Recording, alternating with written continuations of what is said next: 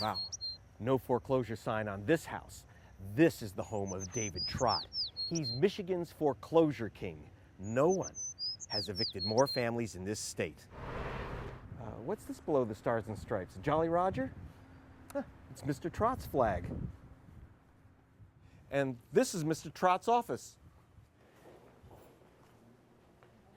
And it's also Mr. McCain's office. The Republicans are renting their local headquarters from Mr. Trott's eviction operation. Greg Palast, BBC Television. The Republicans wouldn't speak with us, but they deny they are going to use foreclosure lists to challenge voters. So we went upstairs. And right upstairs from McCain headquarters, Mr. Trott. David Trott not only houses the Republican Party, he's also one of their biggest Michigan contributors. He and his wife have given hundreds of thousands to the party. McCain's just given up on Michigan, yet the foreclosure controversy remains key to swing states Nevada and Florida. And now to the critical swing state of Colorado, where SUVs have replaced the buffaloes that used to roam the plains. According to this report, Colorado voters are going the way of the buffalo. They're disappearing. This government report says that nearly 1 in 5 voters, 19.4%, were taken off the rolls in an unparalleled, massive purge. Democrats accuse Republican Secretary of State Donetta Davidson of orchestrating the purge, but she says local officials have the final say over voter rolls. She ended up here in Washington when George Bush appointed her head of the United States Elections Assistance Commission, where her job is to tell the rest of the nation how to run unbiased elections. She commissioned a report on election fixing. The report came in like this, but came out like this. It was written by Republican and Democratic experts. They concluded that Republican fears of widespread voter fraud were unfounded. This is the report's author, Tova Wang.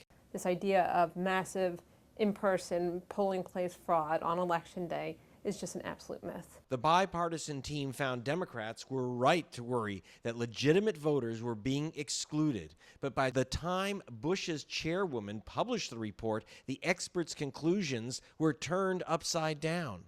They left out a lot of the information that we provided regarding voter intimidation and vote suppression. They left out, edited out, a number of things that could be perceived as critical of the Department of Justice's handling of voter intimidation cases. U.S. law permits political party workers to go right into the polling stations and challenge voters when they show up to vote. Experts fear this could lead to intimidation of legitimate voters. Despite the election experts' views, Republicans demanded new grounds for challenge, they said, to stop Democrats cheating. We know that, and we know their party rests on the base of electoral fraud. The answer came from the man known as Bush's brain, Karl Rove, who demanded new ID voting laws. I go to the grocery store and I want to cash a check to pay for my groceries. I got to show a little bit of ID. Why should it not be reasonable and responsible to say that when people show up at the voting place, they ought to be able to prove who they are by showing some form of ID? New ID laws will hit black voters hardest, says Robert F. Kennedy, Jr., son of the late Attorney General and voting rights lawyer. You know, Karl Rove said he goes to a grocery store, he has to show an ID to cash a check. So why can't you be required to show a photo ID when you vote for President of the United States? That seems sensible. However, in America, it raises a racial issue. I have an ID, and most Americans have an ID, but 1 out of every 10 Americans don't have a government-issued ID because they don't travel abroad, so they don't have passports, and they don't drive a car, so they don't have driver's licenses. The number rises to 1 in 5 when you're dealing with the African-American community. Altogether, an estimated 100,000 black voters in just one swing state, Indiana, will lose their vote to the new law.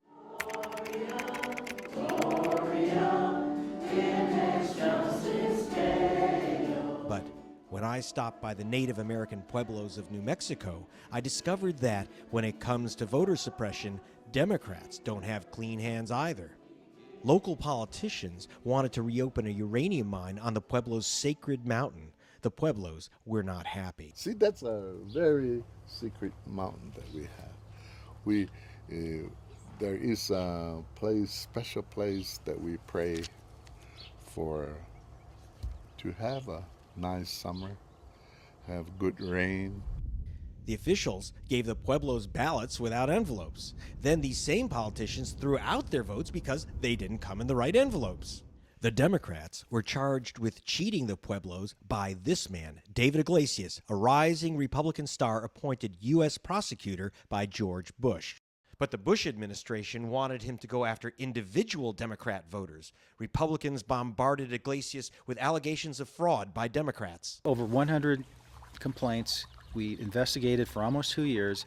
I didn't find one prosecutable voter fraud case in the entire state of New Mexico. So the Bush administration fired him. Not prosecuting innocent people led to your removal?